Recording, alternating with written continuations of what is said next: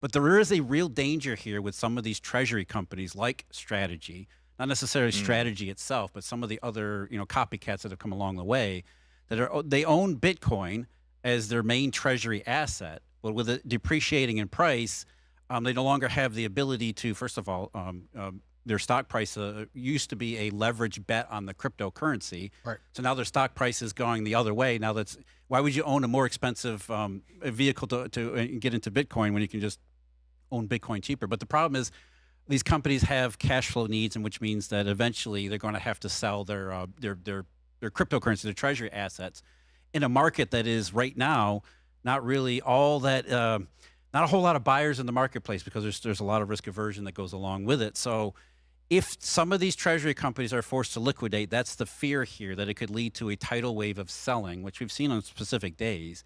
And there might be a point where the cryptocurrency can break and there might be, a real gap down in price. So a lot of people are selling in anticipation of that problem coming up, which leads to basically a toxic mix.